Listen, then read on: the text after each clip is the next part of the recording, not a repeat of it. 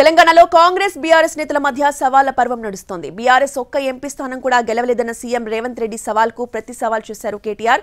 రాజీనామా చేసొస్తే మల్కాజ్గిరిలో తేల్చుకుందామన్నారు. కేటీఆర్ సవాల్పై కౌంటర్ సవాల్ చేశారు కాంగ్రెస్ నేతలు కోమటిరెడ్డి, పొన్నం. మల్కాజ్గిరి వరకెందుకు, సిరిసిల్లలోనే తేల్చుకుందామా అంటూ ఛాలెంజ్ చేశారు. ఆ సొల్లు వాగుడు వాగే కేటీఆర్ కి సవాలు విసురుతున్నా. బిడ్డ ఇవాళ నేనే ముఖ్యమంత్రి, నేనే పిసిసి ప్రెసిడెంట్ను. రేపు రాబోయే పార్లమెంట్ ఎన్నికల్లో నేను సవాలు విసురుతున్నా. నీ చేతనైతే దమ్ముంటే, నువ్వు మగోడు అయితే ఈ తెలంగాణ రాష్ట్రంలో బిడ్డ ఒక్క సీటు గెలిచి చూపించు. నీ అయ్యా నువ్వు వస్తావో, నీ అయ్య వస్తాడో మా కార్యకర్తలు చూసుకుంటారు. బిడ్డ రుణమాఫీ చేయి నేను కూడా అనవచ్చు.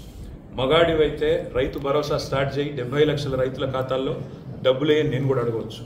మగాడివైతే మహాలక్ష్మి స్టార్ట్ చేయి, 1,67,00,000 మంది ఆడబిడ్డలు ఉన్నారు, నెలకు 2,500 ఇస్తానన్నావు, స్టార్ట్ చేయి నేను కూడా అడగవచ్చు. కానీ నేను ఇవన్నీ ఏమనట్లేదు.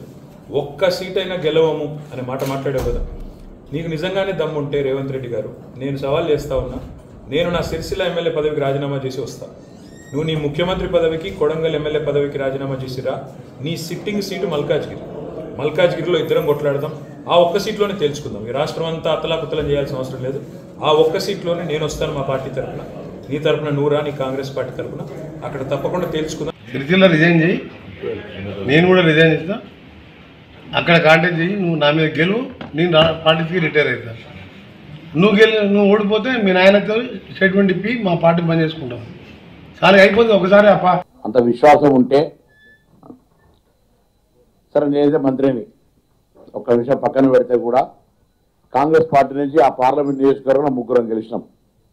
నేను కాక ఆది శ్రీనివాస్ గారు, కవంపల్లి సత్యనారాయణ గారు, మేడిపల్లి సత్యం.